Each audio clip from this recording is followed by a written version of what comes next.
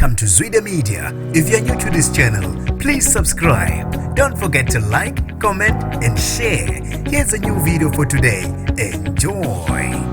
Usale ushaqekile umphakathi waseRoll ngasethula amashe ngesikhathi kudutshulwa kubulawa umfanyana oneminyaka engu-22 uNhlamulo Spikiri Mathebula obe inkakha ebholeni likanobhutshuzwayo. Nginibingelele ngiphinde nginamukele kuphina kuphi ilandula khona le video. Mangoqala isijona lelikhasi wamoyelekile igama lami ngusibonga konke wakandwando Mothanda ungangibiza intatheli eka-YouTube. Usale ushaqekile umphakathi waseMpumalanga eRoll ngasethula amashe ngesikhathi kubulawa umfanyana oneminyaka engu-22 ngesikhulu Isihluku. Kubikwa ukuthi ubedlala ibhola ngendlela emangalisayo.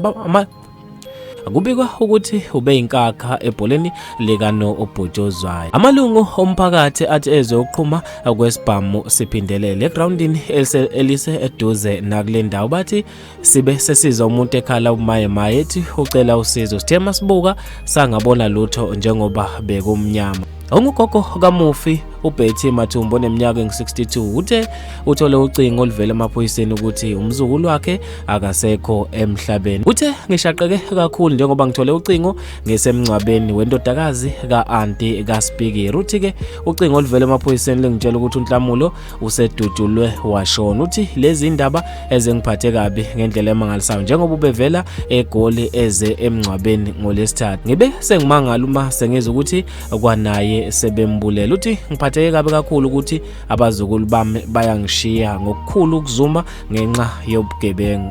Ongumalume kamufi ophinde abe ngumqeqeshi wakhe uFreedom Mthetho uthe bese sanda nakusuka siyodlala enye i-tournament ngolesithathu eThembisa.